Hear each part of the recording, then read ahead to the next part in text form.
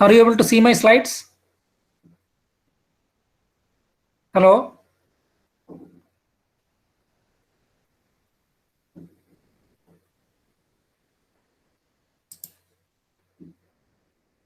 Okay. So first we will have a recap of a very brief recap of what we have studied so far. So initially we started with the module 1 overview of random variables and random process. So we discussed what is a random variable and what is a random process, and both can be continuous and discrete. An example of a random process is a noise signal. Your audio noise, sound noise, or electrical noise, everything. All those kind of random things are a random process. And then we talked about stationarity of a random process. So how do we define or describe a random process?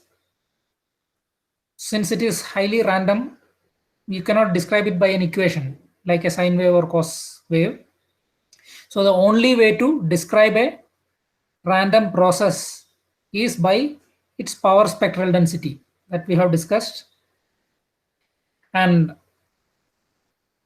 another thing is stationarity of a random process. A random process is said to be stationary or strict sense stationary if all its time statistics are same as ensemble statistics. We have discussed that also. And then to find out random process that is strictly adhering to strict sense stationarity is very difficult. So we have diluted that for our analysis purpose, and we have defined something called a wide sense stationarity process, random process.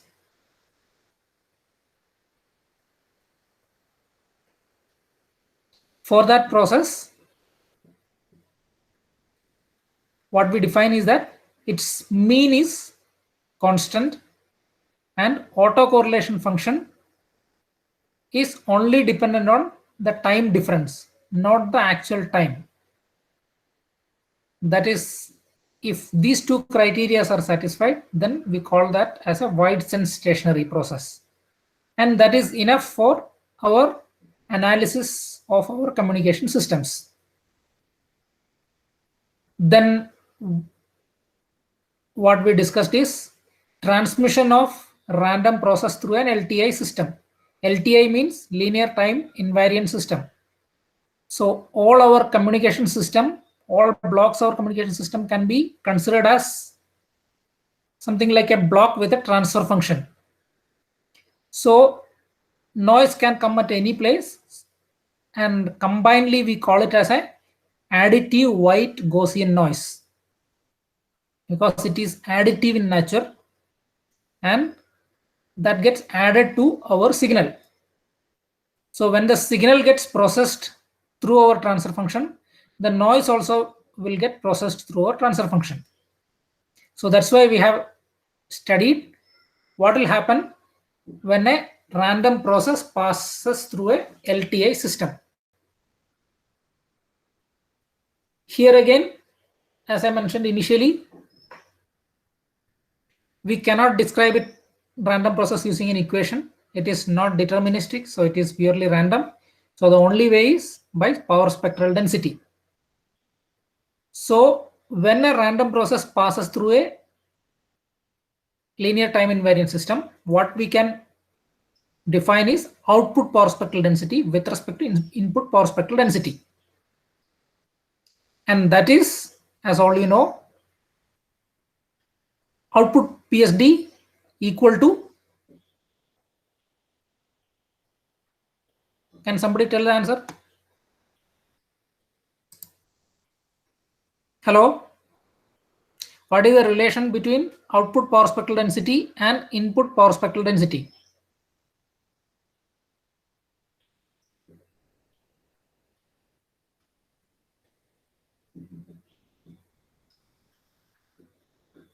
Can somebody tell? Please unmute your microphone, not video. And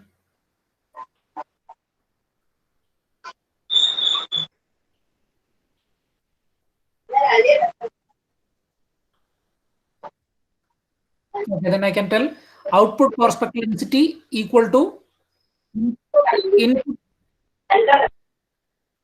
input power spectral density into multiplied by square of the magnitude of the transfer function.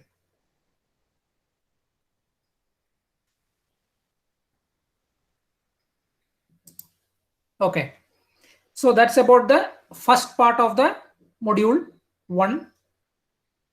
And then, hello,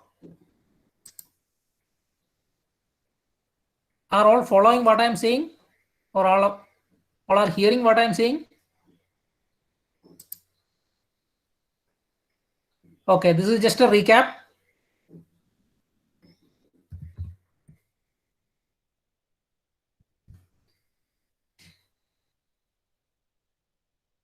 Okay, I think it is audible properly, right? And what about the speed? Okay. Now, after this, we discussed about pulse code modulation. So first part was initially about the maths and the essential system for the analysis of essential things for the analysis of communication systems. Second part is pulse code modulation. So what is pulse code modulation? Our analog speech signal or analog signals that we need to transmit is sampled, quantized, and coded into digital words, ones and zeros, and then transmitted using some pulses. That is called pulse code modulation. And we talked about the sampling theorem. If we have a signal with a maximum frequency of f, or the bandwidth of the signal is b, we need to sample it at a sampling frequency of at least 2 times the bandwidth. Fs is equal to 2b, or 2 times f, maximum frequency. Then we talked about different sampling techniques: ideal sampling and flat top sampling. So flat top sampling is what we generally do. That is the practical one. And with regard to the sampling frequency, if we do not sample at twice the maximum bandwidth, then there will be aliasing. That means the reconstructed signal will not be what we actually sampled. Some extra components will come into picture. That is aliasing. Then how to reconstruct the PCM signal at the receiver? So the code word that we obtain is converted into digital into analog voltage, and that voltage, that spikes or that flat top voltages we will get at each Fs, each one by Fs, each Ts we will get one value. Then if we pass that through a low pass filter, we can reconstruct the original message that we have sampled and transmitted. Then we discussed about, so this is what PCM is. Then one of the main error source in the PCM is quantization error or quantization noise. What is that? Analog signals that we want to transmit are having infinite levels, and we are approximating that using a digital codes. For example, if you are using an 8-bit code, You are approximating an infinite level analog signal using 2 raised to 8, that is 256 voltage levels. So inherently there is an error that is called quantization error.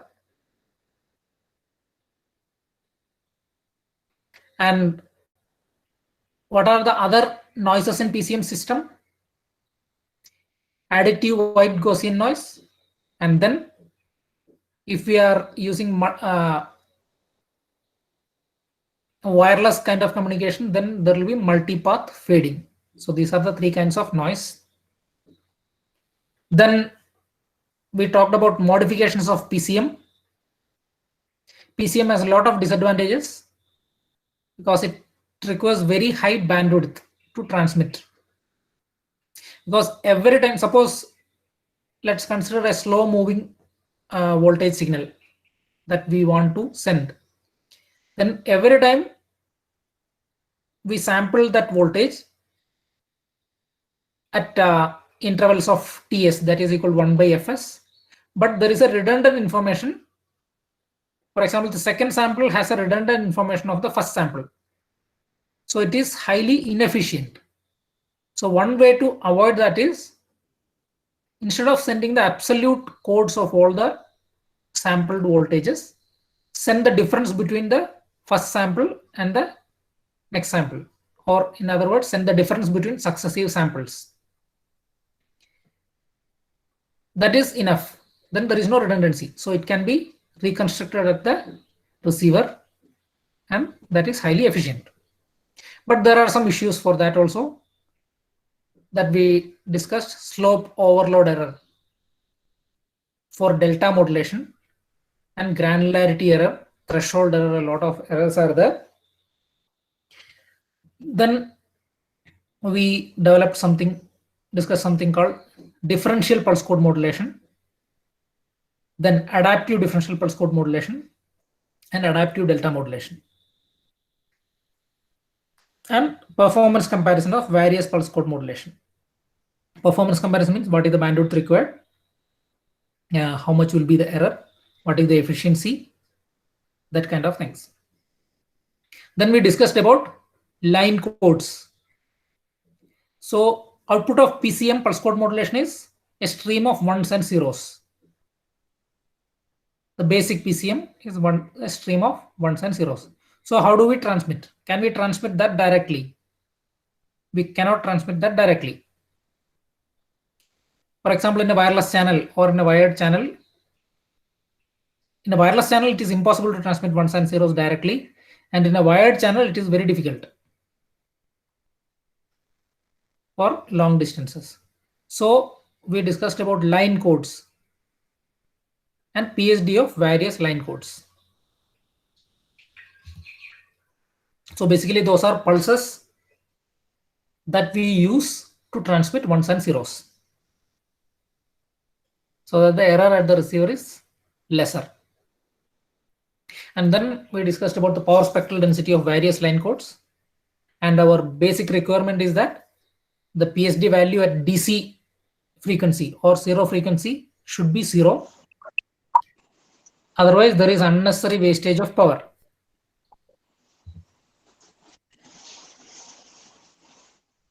So before going to the next module, recap of next module, if you have any questions or doubts, you can ask now, or if you want some specific topics to be revised separately, you can ask that also. We can have separate sessions like this.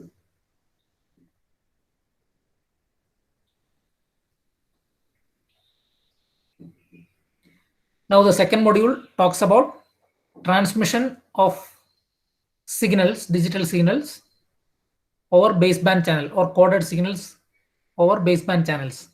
Baseband channel means we are not applying any RF modulation. We are directly sending some codes for each of the we are directly sending some pulses, some particular kind of pulses for each of the symbol or bit that we generate from the pulse code modulator. Then that is baseband channel. and other channel is passband channel. That means where, for example, it's a wireless channel. So where we modulate using some, say, frequency shift keying or amplitude shift keying or phase shift keying, those kind of things. Those channel is called passband signal. Our mobile communication is a passband digital communication system. Then how to receive that signal without error. So we discussed about matched filter.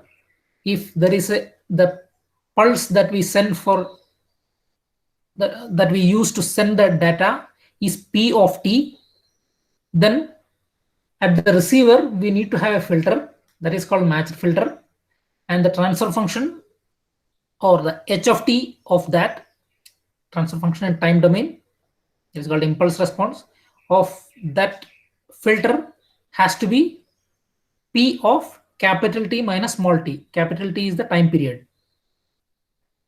So that has to be the matched filter. Then under additive white Gaussian noise, that will give us the lowest probability of error. So that is our criteria. Then second thing what we discussed is inter-symbol interference. If the bandwidth of the channel is less than the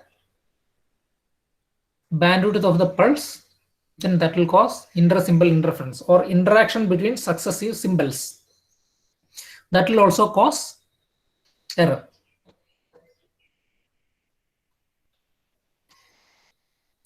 Then how to solve that? That we discussed something called the Nyquist criteria for zero ISI. So if we design the pulse to be transmitted in such a way as described in the Nyquist criteria for zero ISI, then even if the bandwidth is lesser, we can avoid the ISI. Then ideal solution is the Nyquist criterion. Then it is not practical due to multiple reasons. And then one practical solution is raised cosine spectrum. That is somewhat similar to Nyquist first criteria, but it is more practical than the first criteria. Then how do we quantify or see the inter-symbol interference? For that we use I pattern. So we observe successive received symbols and superimpose one over the other to get the I pattern. Okay. Then correlative level coding, that will come to later. Okay. Now the third module, it's very important. I think I have briefly talked about that in the class. So we'll revisit that again. Signal space analysis. So this is very important for analysis and design of communication systems. So basic thing about design and analysis of communication system is how do we transmit some message in the optimum way, and how do we receive that in the optimum way so that the total error in the transmission is minimized. For that, we need to understand the geometric representation of signals. And the second thing is Gram-Schmidt orthogonalization. Okay. So I'm giving you 2 minutes to read through the slides and understand.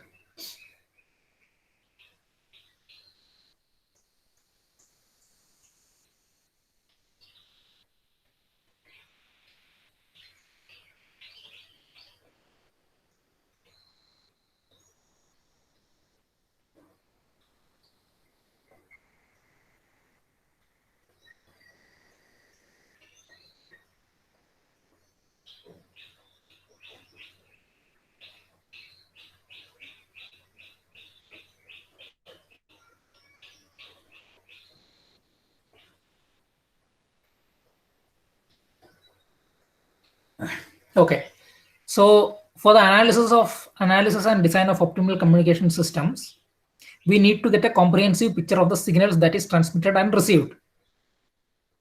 For that, in a convenient way to perform analysis. So for that, what we use is decomposing of the signals into orthogonal signals for the ease of analysis. For example, n signals can be represented by m orthogonal signals called basis functions. That means you can represent any of those n signals using linear combination of m orthogonal basis functions and m less than or equal to n. And so what is meant by the orthogonality? Orthogonal in strict coordinate, for example, in a two-dimensional system, two-dimensional vector system is orthogonal means 90 degree. So in an xy plane, x-axis and y-axis are orthogonal. In other words, the component of y-axis on x-axis is 0. Component or projection of y on x is 0.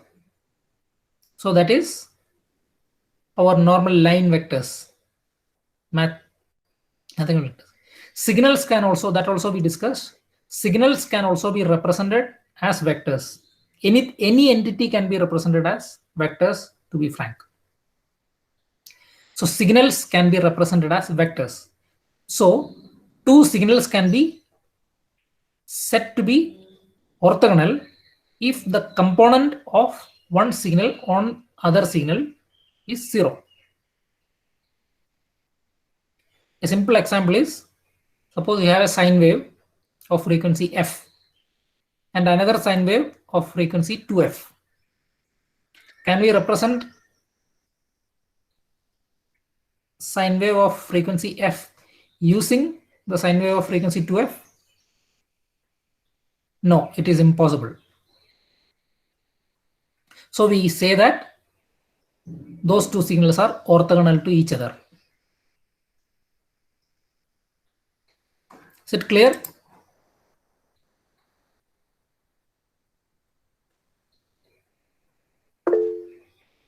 Okay.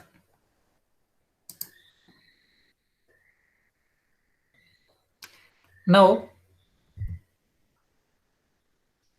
okay. So for this analysis purpose, in communication system, what we do is that for the analysis and design purpose, we decompose our signal set to be transmitted into orthogonal components, and the process is called Gram-Schmidt orthogonalization process. We'll come to that. So this slides explain what we just have mentioned. Suppose S1, S2, S3 and S4 are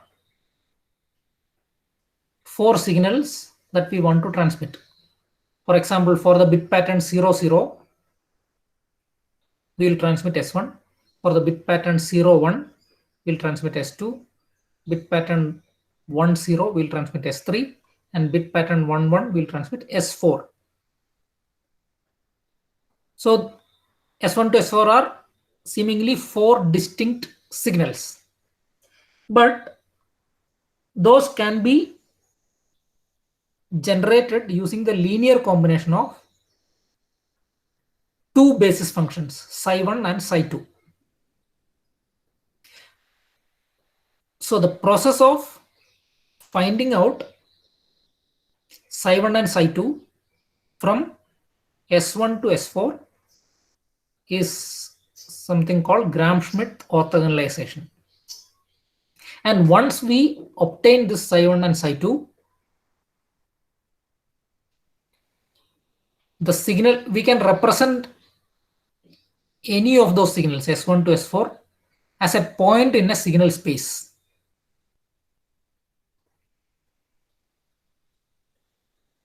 For example, and as I mentioned, this psi1 and psi2 are orthogonal to each other.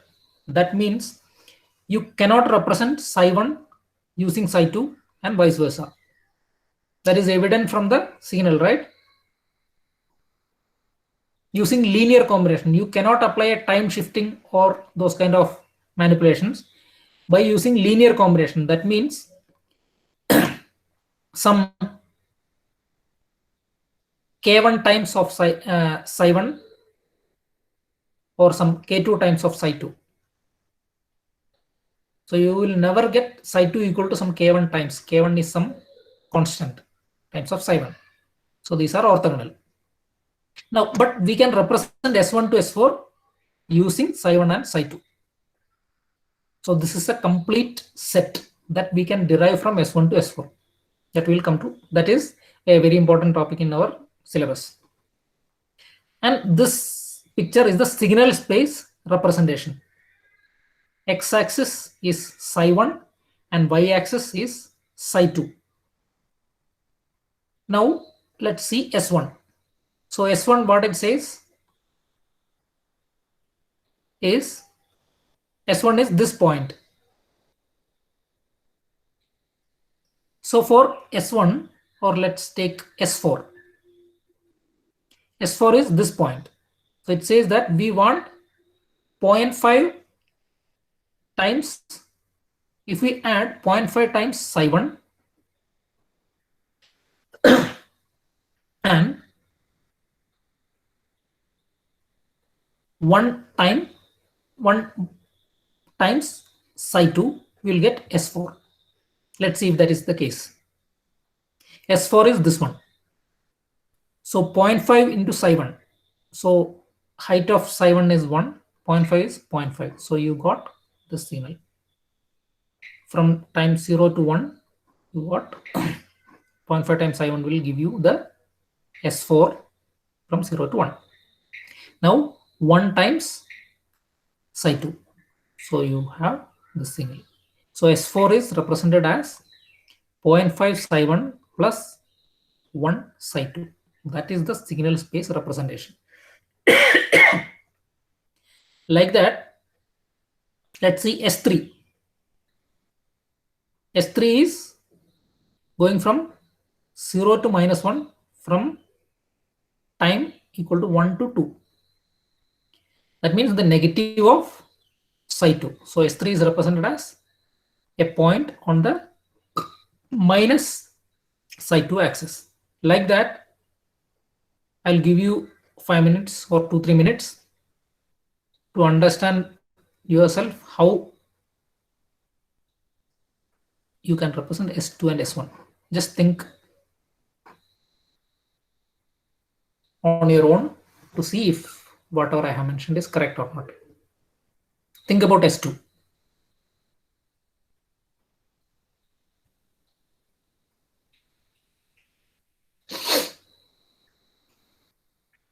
So there can be some questions from this, like signal space representation of some signals using some set of signals using orthogonal basis functions.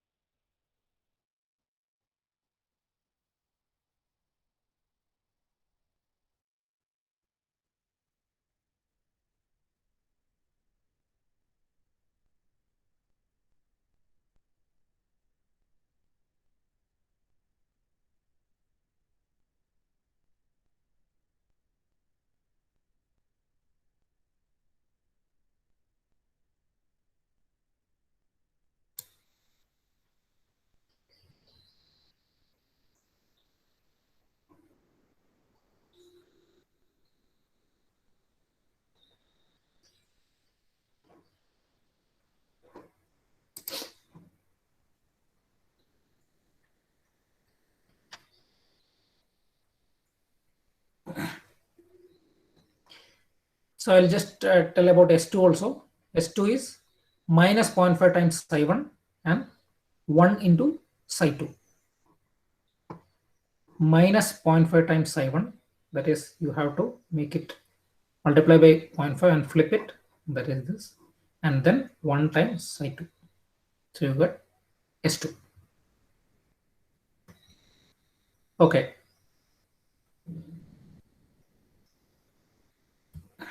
Now let's go to the procedure or the process. It's a step-by-step process to find out the basis functions from a given set of signals. In the previous case, the signals are S1 to S4 and the basis functions are phi1 to psi1 and psi2. So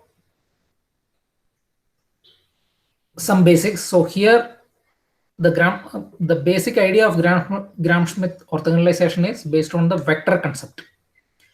So I mentioned that any signal or any entity can be described using vectors, and we use the concept in vectors. We use the concepts in vectors to find out the basis functions. So two basic things about, or mainly one basic thing that we use here is dot product of vectors, dot product or inner product of vectors. Line vectors, it is suppose A and B are two lines or vectors, then its dot product is A dot B. The arrow mark on the A and B represent that these are vectors, that equal to AB cos theta, and theta is the angle between vectors A and B. And the corresponding thing in signal space is component of, so here AB cos theta also can be considered as the component of A on B or B on A. In the signal space, dot product is defined as, not defined, it is the component of a signal projected onto another signal. So in the line space, it is AB cos theta, and in the signal space,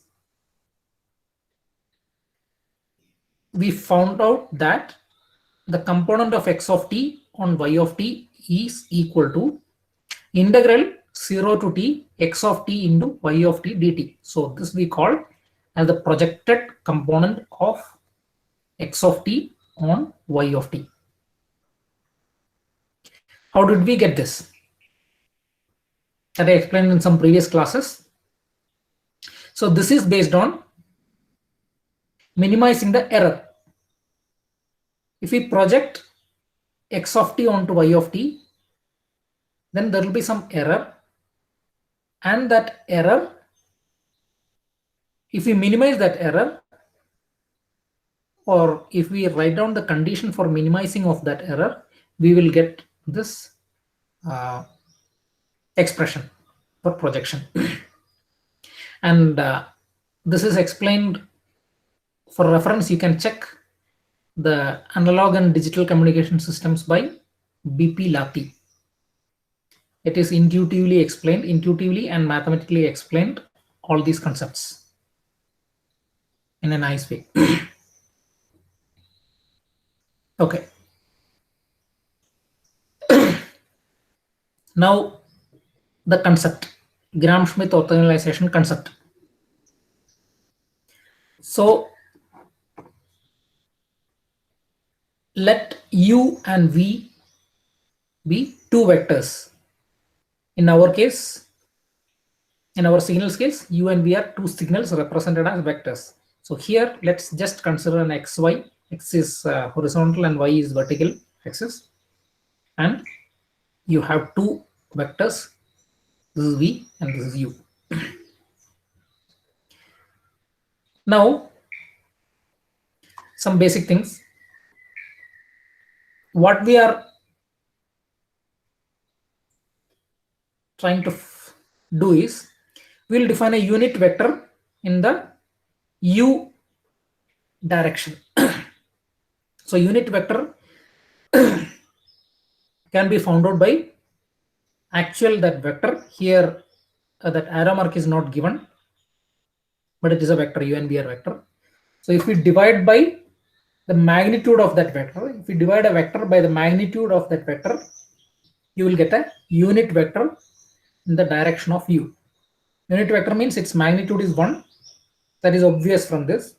And its direction is same as the actual vector u. So that is represented by the thick black line. The angle between u and v are theta. Now, let's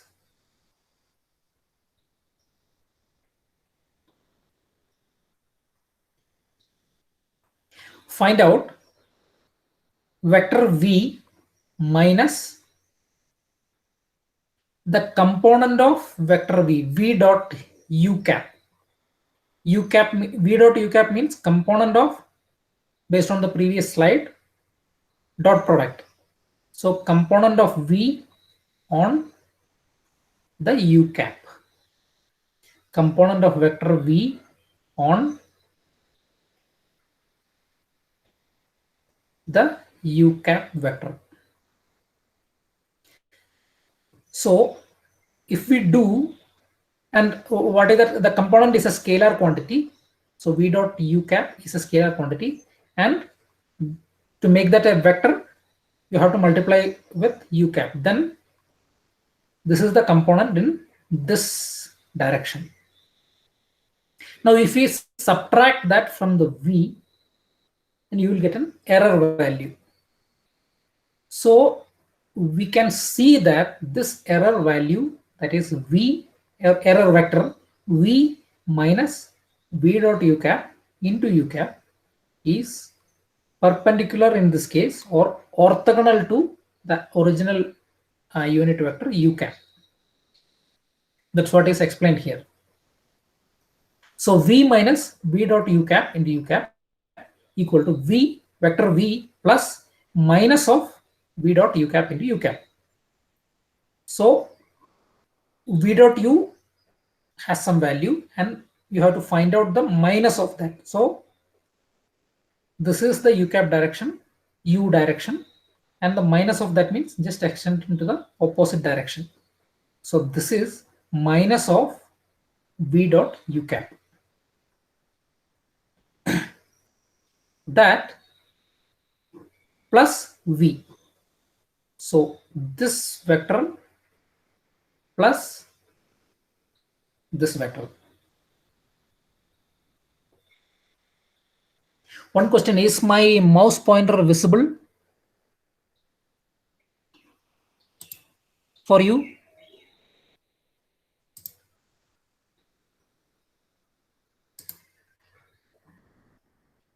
Please tell me if my mouse pointer is visible for you.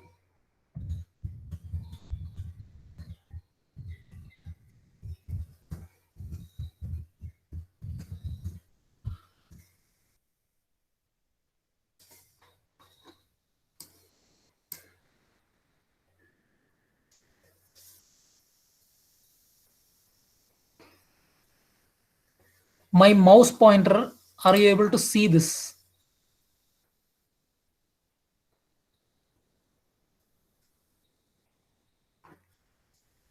When I point something on the screen on my slide, are you able to see it? I think yes.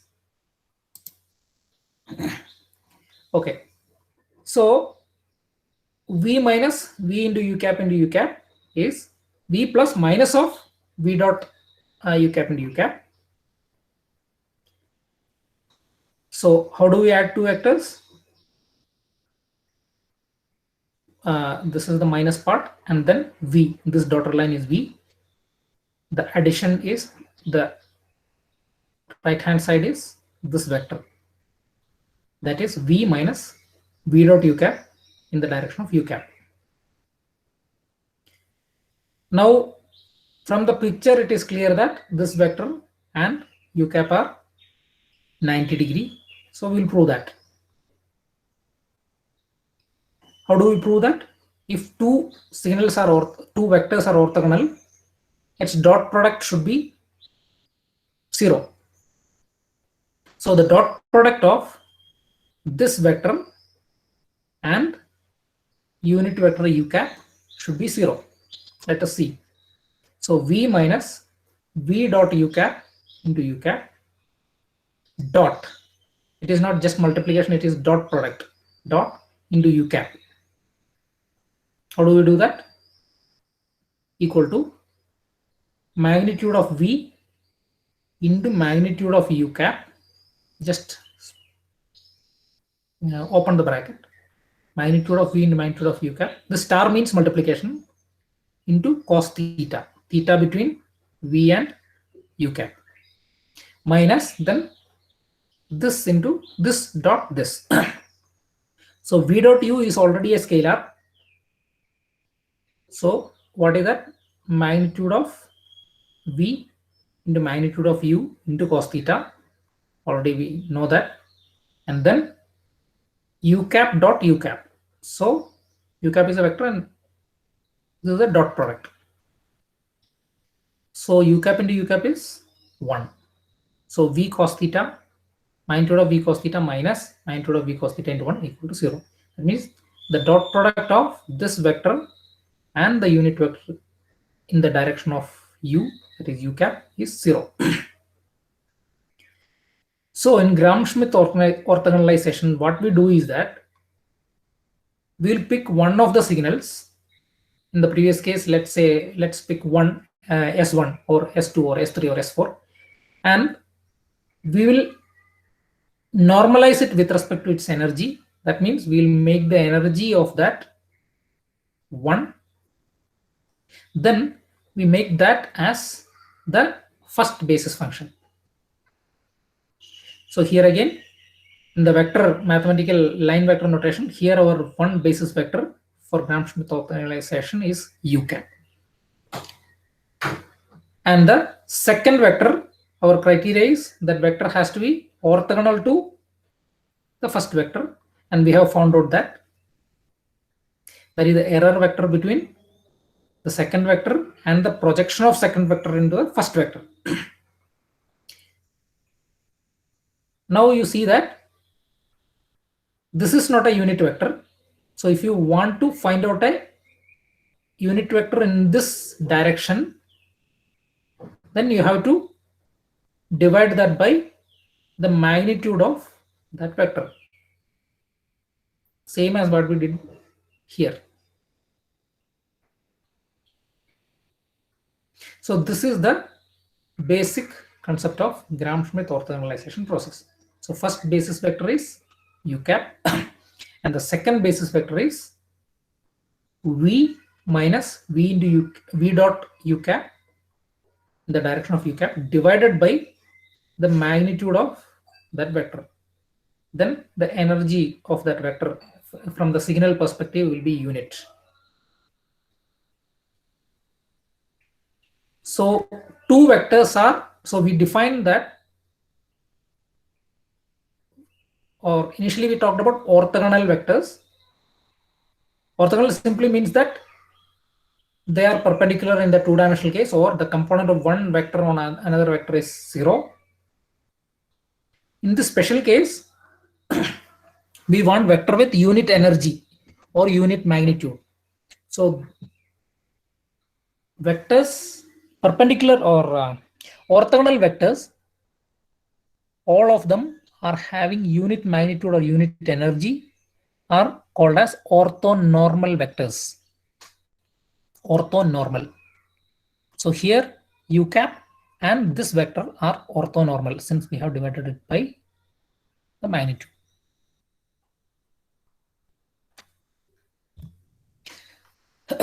Okay, that is the perspective from the vector.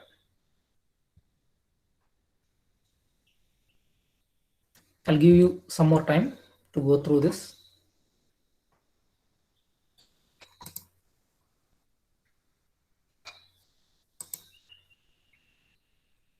Is it understood?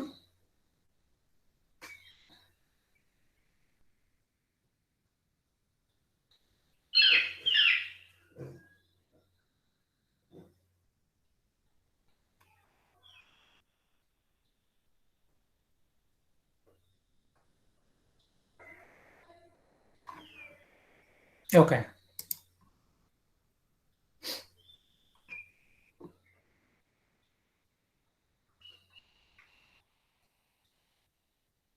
So this is the case for a two-dimensional case. And if we want multi-dimensional, say three-dimensional or four-dimensional from the in the line vector case, you have to proceed like this. That means find out the error vector of the new vector based on the other orthonormal vectors or whatever we have found out in sequence. Like that, you have to proceed and find out the complete set of basis functions. Same is the case with signal. Okay. Applying the same thing, here Gram-Schmidt orthogonalization, we represent M energy signals using N mutually orthogonal unit energy basis functions. And specifically, this is for energy signals. Energy signals means it is finite in time or its energy is finite.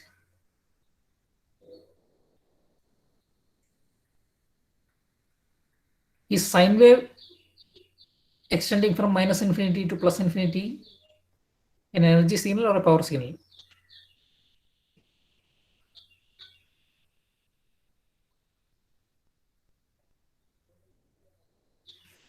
It is not, right? So energy signals are signals like, I'll show that. So S1 is an energy signal. So it is finite in time. So its energy is fixed.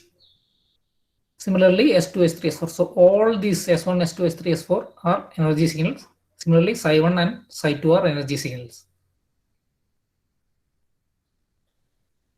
In contrast, let's consider sine wave. Sine wave is defined as extending from minus infinity to plus infinity in time. That has infinite energy, not finite energy. So we can represent a sine wave or periodic signals are power signals. Generally, periodic signals are power signals.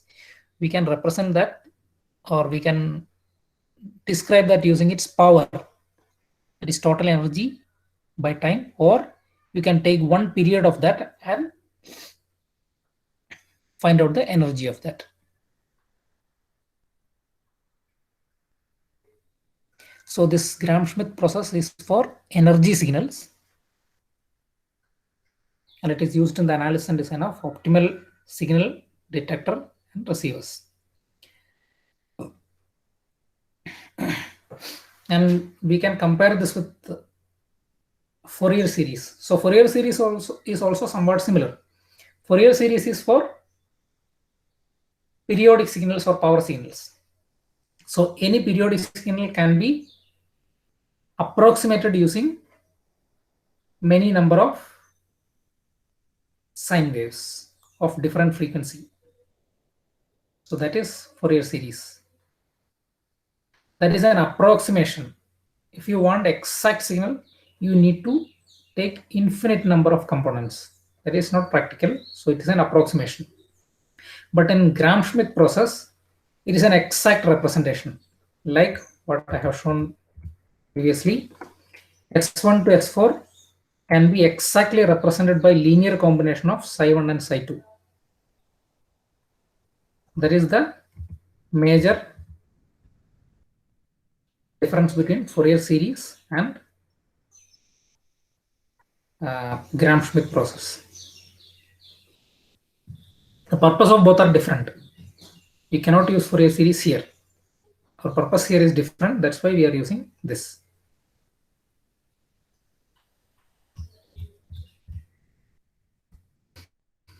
Okay.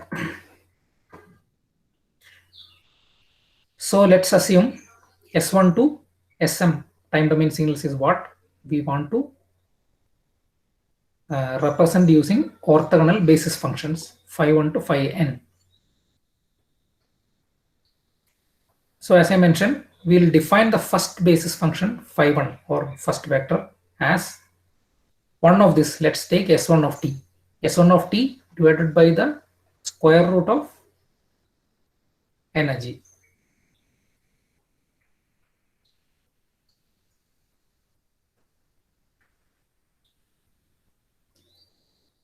Why do we need to use a square root of energy? It is simple. Our requirement is that phi1 of t should be a basis function with unit energy. So what is the energy of S1 of t? Energy of S1 of t is integral 0 to t. T is the time period of S1, time duration of the energy signal S1 of t. S1 square of t dt, that is E1. Now energy of psi1 of t is integral 0 to t, not phi1 of t, phi1 square of t dt, that is E1 divided by E1 equal to 1. That's why we used because of this square thing, used square root of E1 here in the definition of phi1 of t. So S1 of t can be represented as square root of E into phi1 of t. So our first basis function is phi1 of t. And what is the component of S2? Now we have to represent other signals also. So first step is represent S2 or find out the component of S2 onto our first basis function phi1 of t. What is that? S21 integral 0 to t S2 of t into phi1 of t dt. That is projection of S2 of t onto the first basis function phi1 of t. And it is a scalar value, it's a numerical value. Now, as we have done previously in the vector case, let's find out the error between.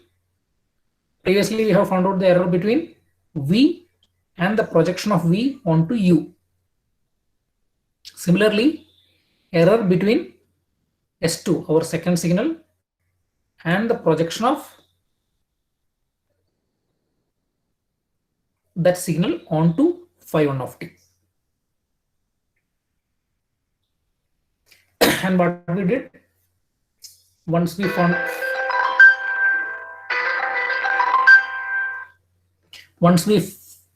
out that projection, we have to normalize that.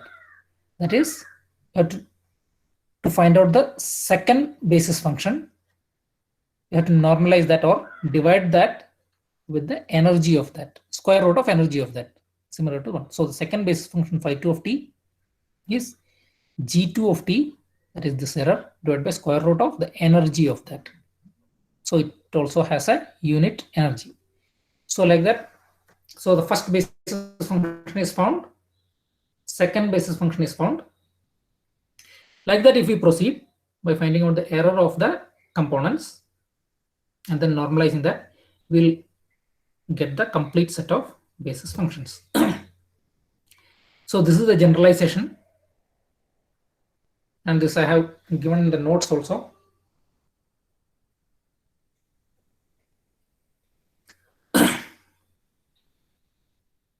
So that you can go through the notes. Now there is a homework. So this is the same set of S1, S2, S3, S4 signals that I have given in the examples. So the homework is to systematically find out the basis functions for the.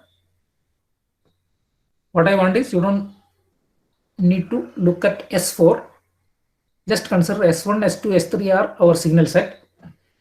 I want you to find out the basis functions, basis vectors to represent S1, S2, and S3. So the question is, will it be same as? So first you find out using the Gram-Schmidt orthogonalization process the basis functions, and then see if it is same as what we have seen in the example.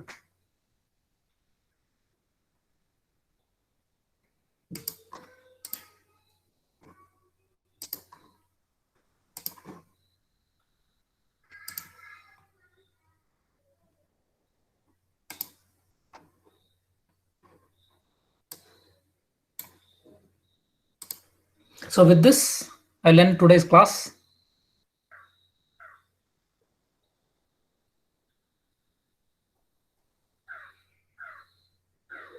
Okay, thank you.